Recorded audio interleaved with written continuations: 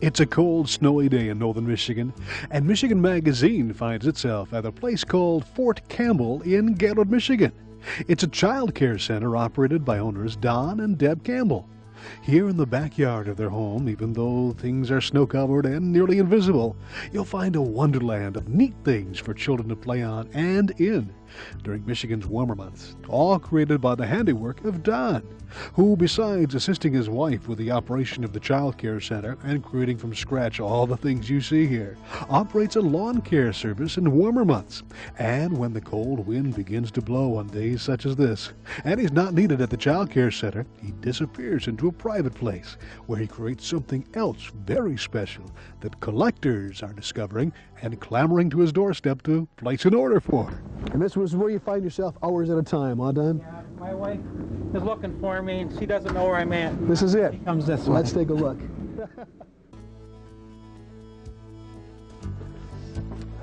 Here's the famous workshop here, Don. This is where it all comes together, eh? Yeah. Okay, what are you working on today that you can show us? I've got about 9 different projects going. For various reasons, I start on something and then something inspires me to start on something else. Somebody says, "Oh, did you ever make one of these?" And that's about all it takes for me to get going. And then you're off and running, eh? Yeah. And off and running he is, utilizing his years of experience in welding to create one-of-a-kind, all-metal reproductions of farm machinery collector's toys. No shortcuts here as Don makes sure every minute detail is caught and preserved in metal forevermore. This is so exquisite and so detailed. Tell us a little bit about how you got into this. Well, years ago, I always have built things with steel, but I built the real things. I built several snow plows. I built sprayers. I built 30 dune buggies. Well, these are full size. Yeah, this is real stuff. This is real stuff. So over the years, I got the hang of building stuff with steel and fabricating it and understanding how things work.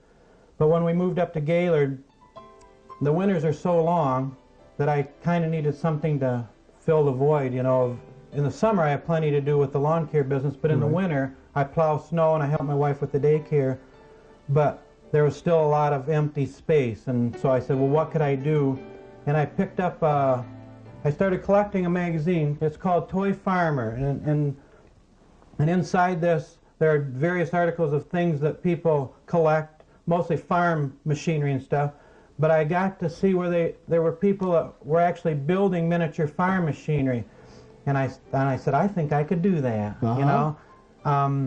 But the difference between the things that I build and the things that most other people build is they're not used to building with steel. So they go to a hobby shop and they buy the brass or the aluminum or the tin, or they even built balsa wood, and the finished product looks really nice. After they get the paint on it, it looks basically the same, but if you were to drop it, it would shatter into a million pieces. Whereas mine, everybody's told me that it's so unique because it's made just like the real one, all steel, and it's all welded construction.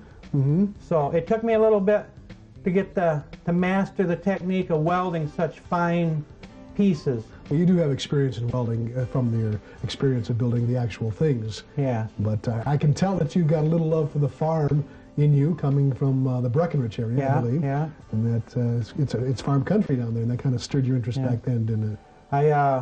My parents were divorced when I was about 12 years old, and my mom remarried a farmer, and I was fortunate enough to spend a few years on the farm in the St. Louis area. And it was a dream come true, getting to drive the John Deere tractors and the big equipment. What was the first thing that you made? I started with some little signs. Okay. We went to a toy store downstate, Richter's Farm Toys. It's on M46. And I went in there and he had a little sign that said John Deere, and it was sitting beside one of the tractors. And I said, I think I could make that, you know? And that started it all. I made the sign, and I came and I made another variety of a sign, and then another variety of the sign. And that led me to building my first rear blade, which was this right here. But the first blade didn't start out detailed or anything. It was just basically a curve and it hooked onto the back of the tractor. Well, this blade, one of the last blades that I built, has a separate cutting edge on it. It swivels, it tilts, it angles, I mean, it is deluxe. You have a love for John Deere, I can tell, too. Well, we had all John Deeres on the farm. And something about that green color I really love. And you got hydraulics and everything here. Now these two, like I say, the first blade that I built was just basically a curve, and I just had a piece of steel welded to go to the 3-point hitch. But I didn't build the 3-point hitches because on the toy there's nothing for it to hook to, so I had to learn to build the 3-point hitches so they would go up and down. But this one here is a deluxe blade. This one here swivels. The whole blade swivels back and forth. It angles like a normal blade would angle. It tilts side to side for digging like a little ditch or something. And it has 2 hydraulic cylinders on it. So this is and it has a separate cutting blade on the front, just like a real blade. So it's pretty deluxe. My goodness. And then on the front, I build the loaders. And they're built just like the real thing. They raise and lower. The bucket can dump or come back. How do you get all the detail? Do you actually just, you yourself, take a look at what an actual machine implement and take it from there and do your own drawings? Or how do you get the detail that you do, Don? One time I would sit down and I would draw the plans out on the computer, but that takes quite a while, and sometimes I'd be so excited to start on the next project, I would just take the literature, go out in the shop and start. Just start, eh? Yeah. You're talking about parts. What would be the implement or the machinery here that has the most parts and took you the longest? Would that be the sugar beet harvester? The sugar beet harvester. Yeah. That's what that is. The sugar beet harvester has 625 separate handmade pieces. My goodness. This is the most popular piece wherever I go.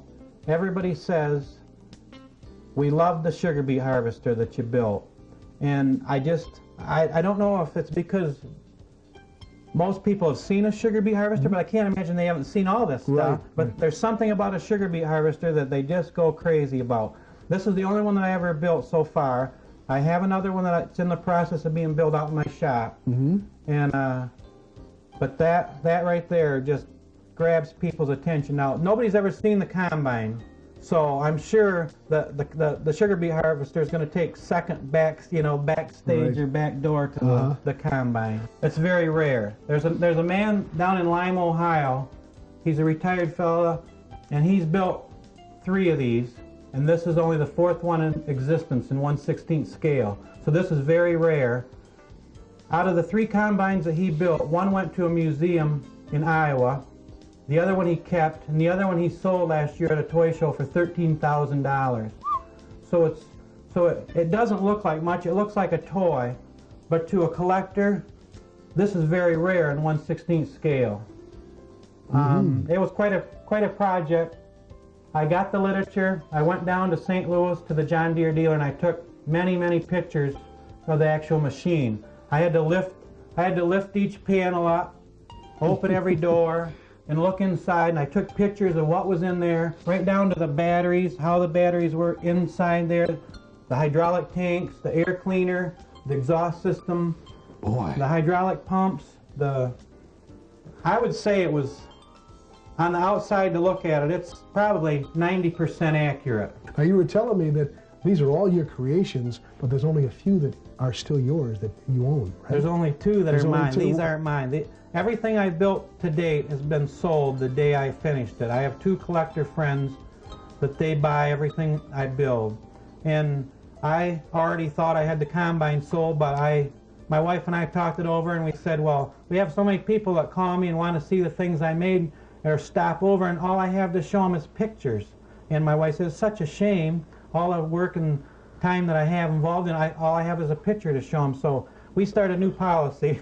My wife helped me decide this, that from now on I don't sell anything unless I have one to keep. So this is going to be mine until I build the second one, and then I'll decide whether this one goes or the second one goes. So one thing is for certain, the Don Campbell collection is truly a limited edition. Don told us each reproduction can take up to hundreds of hours to complete. And what an accomplishment it is, especially if you consider that at the time of our visit, Don had only been doing this 2 years part-time. What a true Michigan talent. Don Campbell of Gaylord, another example of the creativeness you'll find tucked away behind the winter walls of the homes of this Great Lakes state. Thanks, Don, for sharing your talent with Michigan Magazine.